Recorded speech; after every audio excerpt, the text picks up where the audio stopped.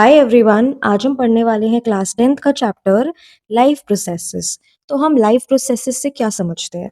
देखो, life processes का मतलब होता है वो एक्टिविटीज, वो बेसिक और एसेंशियल एक्टिविटीज जो कोई लिविंग ऑर्गेनिज्म परफॉर्म करता है ताकि वो जिंदा रह सके। है ना, एक डायलॉग होता है ना हिंदी में कि एक इंसान को जिंदा रहने के लिए तीन चीजें चाहिए होती है: रोटी, कपड़ा, मकान। तो ये वही मतलब उसी तरह से इसका मतलब है लाइफ प्रोसेसेस का कि एक लिविंग ऑर्गेनिज्म को जिंदा रहने के लिए कुछ बेसिक एक्टिविटीज परफॉर्म करनी पड़ती हैं, जिसके बिना वो जिंदा नहीं रह सकता है, वो अपनी लाइफ को मेंटेन नहीं कर सकता है, सस्टेन नहीं कर सकता है।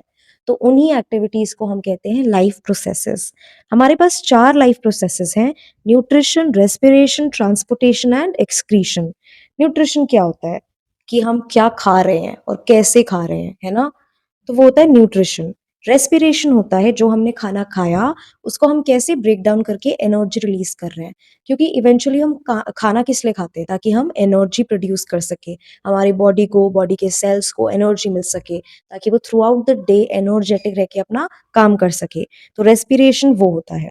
ट्रांसपोर्टेशन क्या होता है? अब हमने खाना खा भी लिया, हमने एनर्जी भी प्रोड्यूस कर दी, बट अगर कोई सब्सटेंस हमें एक जगह से दूसरी जगह भेजना है तो हम कैसे भेजेंगे? तो उस टेक्निक में हमें ट्रांसपोर्टेशन मदद करता है।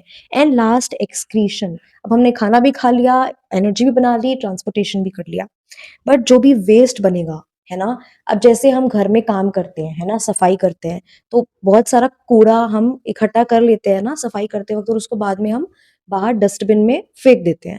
तो वैसे ही जब हमारी बॉडी फंक्शन कर रही होती है, क्लीनिंग कर रही होती है, और जो भी एक्स वाई जी काम कर रही होती है, फंक्शंस कर रही होती है, तो वो भी वेस्ट प्रोड्यूस करती है।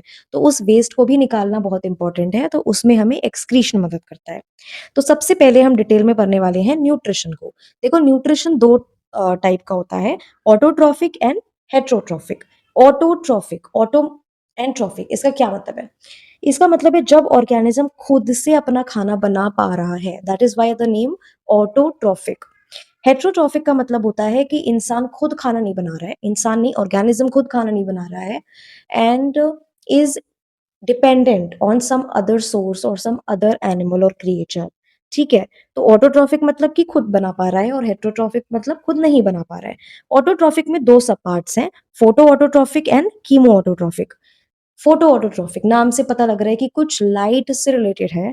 मतलब फोटो ऑटोट्रॉफिक में क्या होता है कि खाना खुद तो बना रहे हैं, but with the help of light energy, इसलिए उसका नाम है फोटो ऑटोट्रॉफिक। इसके एग्जांपल्स आते हैं ग्रीन प्लांट्स। एज हम स्टार्टिंग से पढ़ते आते हैं कि ग्रीन प्लांट्स फोटोसिंथेसिस से अपना खाना बनाते हैं। तो वो क्या है ना, वो किस चीज का एग्जाम्पल है? वो यही एग्जाम्पल है फोटो ऑटोट्रॉफिक का, कि वो लोग लाइट को यूज करके अपना खाना बना रहे हैं। और इसमें एक और एग्जाम्पल है साइनोबैक्टीरिया, इसको हम ब्लू ग्रीन एल्गे भी कहते हैं।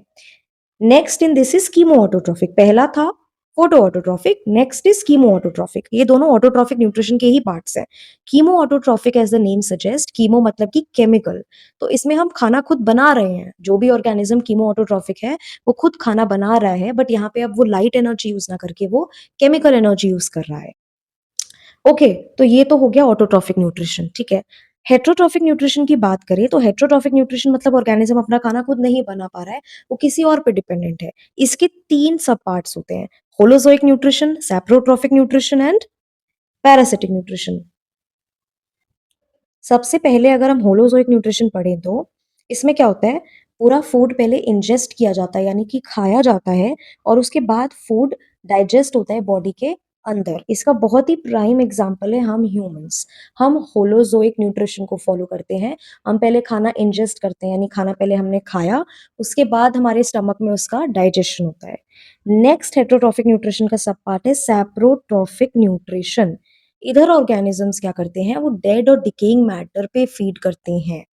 डेड एंड डिकेइंग मैटर जैसे कुछ भी, अगर है ना आपने एक्सक्रीट आउट कर दिया या कोई ऑर्गेनिज्म मर गया तो वो डेड हो गया, डीके हो गया, तो उन सारी चीजों पे जब फीड करते हैं तो वो सैप्रोट्रॉफिक न्यूट्रिशन होता है।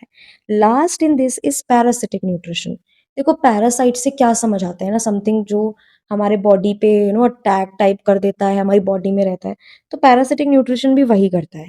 ये ऑर्गेनिजम्स अपना जो न्यूट्रिशन है वो दूसरे लिविंग ऑर्गेनिज्म से डिराइव करते हैं। जैसे अगर मैं बताऊँ तो देखो 2 तरीके के पैरासाइट्स होते हैं, एक्टोपैरासाइट और एंडोपैरासाइट। एक्टो मतलब जो आपके बॉडी के बाहर रह के आपसे न्यूट्रिशन लेते हैं।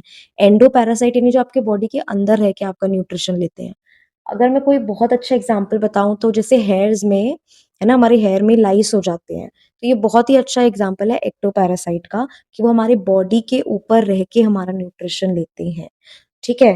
तो पैरासिटिक में क्या होता है कि दूसरे लिविंग ऑर्गेनिज्म से अपना न्यूट्रिशन हम डिराइव कर रहे हैं। अगर हम प्लांट्स के न्यूट्रिशन की बात करें तो ये तो हमें ख़ैर पता ही है कि वो फोटोसिंथेसिस करते हैं और उससे अपना खाना बनाते हैं। बट अगर हम यहाँ फोटोसिंथेसिस के मैकेनिज़्म को पढ़ें तो यहाँ पे क्या होता है? देखो यहाँ पे ना कुछ 3 स्टेप्स होते हैं। देखो ये तो हमें पता है कि फोटोसिंथेसिस के लिए हमें क्या-क्या इम्पोर्टेंट है। हमें देखो क्लोरोफिल चाहिए, सनलाइट भी चाहिए, कार्बन डाइऑक्साइड भी चाहिए और वाटर भी चाहिए। मेनली हमें 4 चीज़ें चाहिए। उसके बाद जो है प्लांट्स अपना खाना बना पाते हैं। करेक्ट? तो क्या होता है, सबसे पहले जो प्लांट है वो लाइट एनर्जी को अब्सॉर्ब करता है why the help of via the help of chlorophyll. Plants के अंदर ग्रीन प्लांट्स ग्रीन कलर ही क्यों है? क्योंकि उनके पास एक पिगमेंट होता है जिसे कहते हैं क्लोरोफिल, जो फोटोसिंथेसिस में मदद कर रहा है। कैसे कर रहा है? क्लोरोफिल की मदद से जो लाइट एनर्जी होती है यानी कि सनलाइट जो है वो अब्सॉर्ब कर लेता है प्लांट्स। नेक्स्ट इज अभी जो लाइट एनर्जी उसने अब्सॉर्ब की थी वो इसका कन्वर्जन करता है लाइट एनर्जी से केमिकल एनर्जी में, और इसके साथ-साथ वो वाटर का स्प्लिटिंग कर देता है इनटू हाइड्रोजन एंड ऑक्सीजन। तो ये जो वाटर था इसकी इसने स्प्लिटिंग किसमें कर दी? हाइड्रोजन एंड ऑक्सीजन में स्प्लिटिंग कर दी। नेक्स्ट वो कर रहा है reduction of carbon dioxide to carbohydrate. ये कार्बन डाइऑक्साइड है, इसका रिडक्शन कर रहा है कार्बोहाइड्रेट में, और कौन सा कार्बोहाइड्रेट बना रहा है? ग्लूकोज, जिसका फॉर्मूला होता है C6H12O6। रिडक्शन मतलब क्या होता है कि या तो आप रिमूवल ऑफ ऑक्सीजन कर दो या एडिशन ऑफ हाइड्रोजन कर दो। तो यहाँ पे आपको दिख रहा है CO2 में पहले यहाँ एक भी हाइड्रोजन नहीं था और अब यहाँ पे कन्वर्जन के बाद 12 मॉलिक्यूल्स ऑफ हाइड्रोजन है, यानी कि CO2 का क्या हो गया? रिडक्शन हो गया और हमारा ग्लूकोज बन गया। तो फोटोसिंथेसिस से क्या क्या हो रहा है? देखो, सबसे पहले तो लाइट एनर्जी एब्जॉर्ब हो रही है क्लोरोफिल की मदद से, उसके बाद ये लाइट एनर्जी केमिकल एनर्जी में कन्वर्ट हो रही है और अपना वाटर जो है उसका स्प्लिटिंग हो रहा है ऑक्सीजन और हाइड्रोजन में। इसलिए बोलते हैं कि प्लांट्स ऑक्सीजन रिलीज करते हैं इसी प्रोसेस से, फोटोसिंथेसिस से ही। जब उसने वाटर को स्प्लिट कर दिया हाइड्रो ऑक्सीजन में और हाइड्रोजन में। ठीक है? एक लास्ट स्टेप क्या होता है इसमें कि वो कार्बन डाइऑक्साइड को किस में रिड्यूस कर देते हैं? ग्लूकोज में। ये पूरा जो फॉर्मूला है और ये फ्लो चार्ट जो है ये आपको याद होना चाहिए फोटोसिंथेसिस के लिए।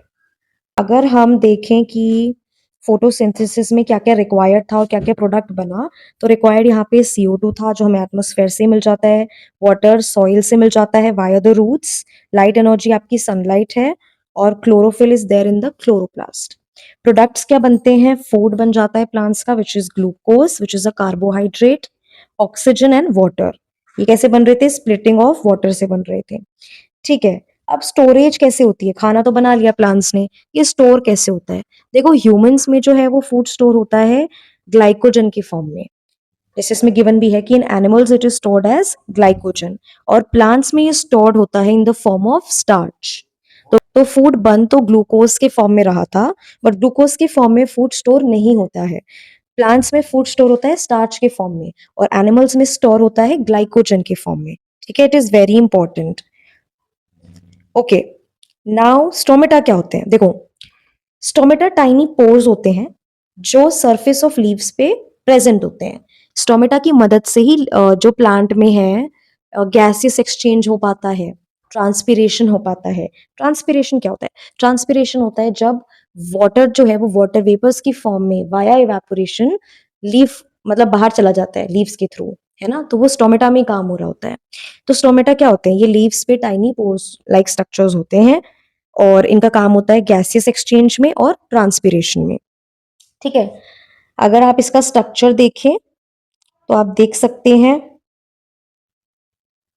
ये पूरा स्टोमेटा का स्ट्रक्चर है। इसमें देखो क्लोरोप्लास्ट है, जिधर ये लीफ के अंदर ही होता है स्टोमेटा। तो यहाँ पे ये ग्रीन ग्रीन आपको दिख रहा है क्लोरोप्लास्ट, इन्हीं के अंदर क्लोरोफिल होता है। स्टोमेटल पोर, ये आपको दिख रहा है, ये बीच का स्ट्रक्चर यहाँ पे ओपन है और यहाँ इस वाले डायग्राम में क्लोज है। तो ये स्टोमेटल पोर है और ये होते हैं गार्ड सेल्स। गार्ड सेल्स ये येलो वाले स्ट्रक्चर, ये स्टोमेटा के सराउंडिंग में होते हैं, किडनी शेप्ड स्ट्रक्चर्स, ठीक है?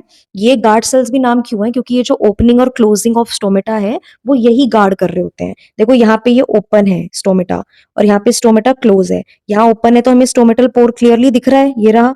यहाँ क्लोज है तो अच्छे से नहीं दिख रहा है। तो ये जो ओपनिंग और क्लोजिंग ऑफ स्टोमेटा है, ये गार्ड सेल्स ही मेंटेन कर रहे होते हैं। और स्टोमेटा होता क्या है बेसिकली? स्टोमेटा वही टाइनी पोर्स होते हैं लीव्स पे, और इनका काम गैसेस एक्सचेंज भी है और ट्रांसपिरेशन भी है। अब ये क्लोजिंग और ओपनिंग कब होती है स्टोमेटल पोर की? देखो, जब स्टोमेटा, मतलब मेनली गार्ड सेल्स ही मेंटेन कर रहे होते हैं स्टोमेटा की ओपनिंग एंड क्लोजिंग। हाँ, तो गार्ड सेल्स कैसे ओपनिंग और क्लोजिंग को मेंटेन करते हैं? देखो, जब गार्ड सेल्स के अंदर पानी जो है वो भर जाता है, जैसे इसमें भर गया है, तो वो स्वेल हो जाते हैं। तो वो स्वेल हो जाते हैं तो वो ओपन हो जाते हैं। और जब पानी इनसे बाहर निकल जाता है, दूसरे डायग्राम में जैसे गिवन है, तो ये श्रिंक हो जाते हैं। ये श्रिंक हो जाते हैं तो ये क्लोज हो जाते हैं। तो हमें क्या याद रखना है कि जब गार्ड सेल्स के अंदर पानी भर जाता है तो वो स्वेल हो जाते हैं, तो वो ओपन हो जाते हैं स्ट्रेच होके। और जब इनके अंदर पानी निकल जाता है तो ये श्रिंक हो जाते हैं, और श्रिंक हो जाते हैं तो ये क्या हो जाते हैं? क्लोज हो जाते हैं। ठीक है, थैंक यू। नेक्स्ट हम अगली पार्ट में करेंगे।